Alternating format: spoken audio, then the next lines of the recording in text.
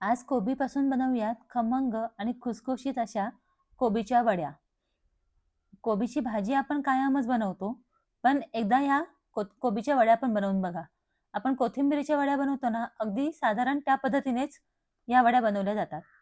त्यासाठी काय करायचं, कोबीचा एक गड्डा घ्यायचा, त्याचे 4 भाग करायचे आणि किसणी असते ना, किसणीच्या जिथून जाड भाग आहे, तिथून हा कोबी अशा पद्धतीने किसून घ्यायचा. तिथूनच बारीक कोबी किसला जातो. फार जाड किसला जात नाही. हे बघा अशा पद्धतीने. आता कोबी किसून झाल्यानंतर आतल्या मसाल्याची तयारी करूयात. ह्याच्यामध्ये थोडासा लसूण घातलाय. मी साधारणतः बारीक आहेत पाकळ्या, त्यामुळे मी 20-25 पाकळ्या लसूण घातलाय. नंतर 7 ते 8 मिरच्या, हिरव्या मिरच्या ज्या आहेत त्या घातल्यात आणि ह्याच्यामध्ये बिलकुलही पाणी न घालता आपल्याला असं बारीक करून घ्यायचंय. आता लगेचच कोबी जो आहे तो परातीत काढून घ्यायचा. कोबी परातीत काढून घेतला ना, की मग ह्याच्यामध्ये बाकीच्या सगळ्या गोष्टी घालायच्या आहेत.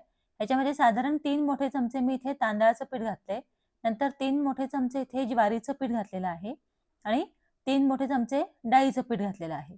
आता ही पिठं घालायची. नंतर आपल्याला जसं हवंय तसं पीठ आपल्याला डाळीचं वाढवून घ्यायचं आहे. ह्याच्यामध्ये 2 मोठे चमचे मी पांढरे तीळ घेतलेले आहेत.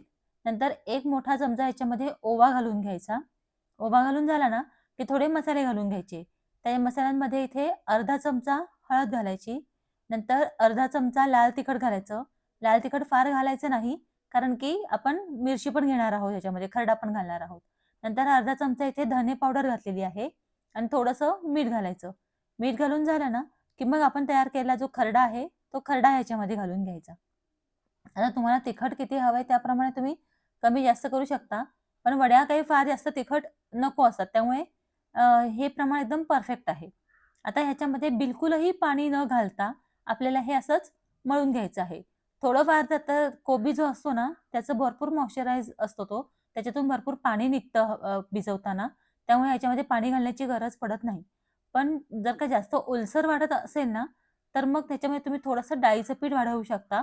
बाकी शक्यतो आहे ह्या प्रमाणातच तुम्ही मळून घेण्याचा प्रयत्न करायचा.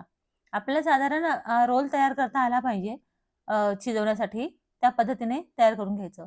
इथे स्टीमरमध्ये पाणी घालून घ्यायचं आणि मग एकीकडे काय करायचं आपली जी स्टीमरची चाळणी आहे ना, त्याला तेल लावून घ्यायचं.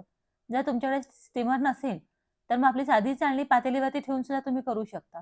आता ह्याला तेल लावून घेतलं ना, की मग आपण जे भिजवलेलं पीठ आहे, त्याचा असा रोल तयार करून घ्यायचा आणि रोल तयार करून तो रोल ह्याच्यावरती ठेवून घ्यायचा.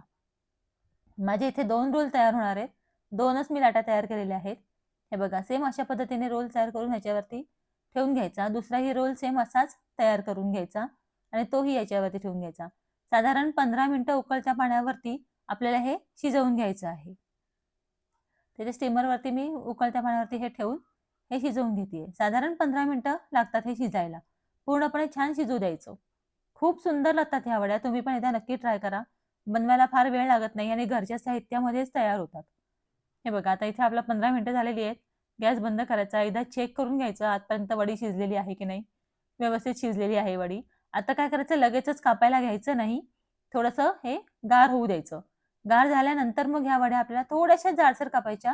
कारण की काय हे कोबी असल्यामुळे काय होतं, त्या तुटतात वड्या. त्यामुळे थोड्या जाडसर अशा अशा पद्धतीने कापून घ्यायच्या. हे बघा मी कापते ना, अगदी अशा पद्धतीने ह्या वड्या कापून घ्यायच्या. कापून झाल्या, की मग गरम तेलामध्ये ह्या लो टू मीडियम फ्लेमवरती आपल्याला ह्या तळून घ्यायच्या आहेत. हे बघा अशा पद्धतीने. इथे तेल मी गरम करत ठेवलं होतं. गरम झालं म्हणून लगेचच ह्या तळायला घेतल्या. याला बिलकुलही रेस्ट करायला ठेवायचं नाहीये हे पीठ आपण भिजवल्यानंतर. कारण की काय होतं ते तुम्ही तसंच ठेवलत, तर मग त्याचं पाणी सुटतं त्याच्यात मसाले असतात त्यामुळे आणि मऊ पडून जातं ते पीठ. त्यामुळे बिलकुलही थोडा वेळ म्हणजे थांबवायचं वगैरे असं नाही. पीठ मळल्या-मळल्या लगेचच त्याचा रोल करून आपल्याला शिजवून घ्यायचा आहे. आता इथे लो टू मीडियम फ्लेमवरती अशा कुरकुरीत वड्या सगळ्या तळून घ्यायच्या. बनवायला अतिशय सोपी रेसिपी आहे. तुम्ही पण एकदा नक्की ट्राय करून बघा.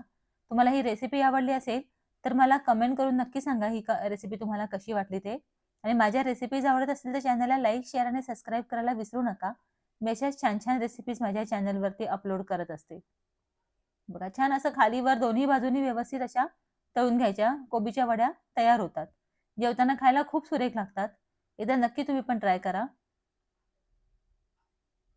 लहान मुलांनाही ह्या जितक्या आवडतात तितक्याच मोठ्या लोकांनाही आवडतात. आपण कोथिंबीरीच्या वड्या बनवतो ना, अगदी त्या पद्धतीने होतात. अगदी खुसखुशीत तयार होतात. एकदा तुम्ही नक्की ट्राय करून बघा. भेटू पुढच्या रेसिपीमध्ये. तोपर्यंत बाय. Take care.